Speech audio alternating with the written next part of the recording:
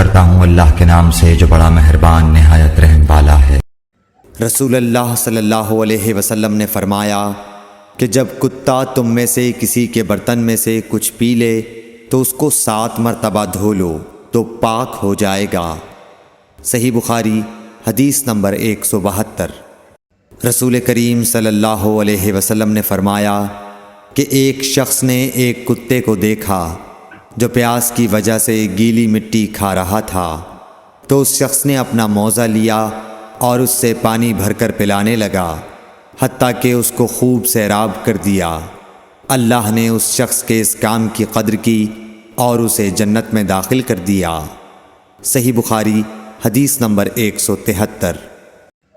رسول اللہ صلی اللہ علیہ وسلم کے زمانے میں کتے مسجد میں آتے جاتے تھے، لیکن لوگ ان جگہوں پر پانی نہیں چھڑکتے تھے۔ صحیح بخاری حدیث نمبر 174۔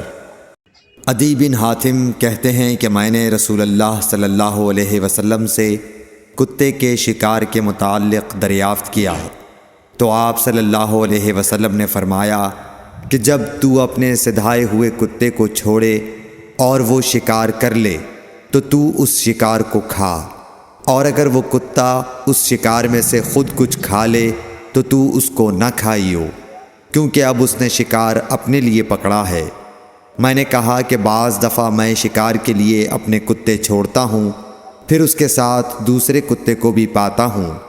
آپ صلی اللہ علیہ وسلم نے فرمایا پھر مت کھا، کیونکہ تم نے بسم اللہ اپنے کتے پر پڑھی تھی، دوسرے کتے پر نہیں پڑھی۔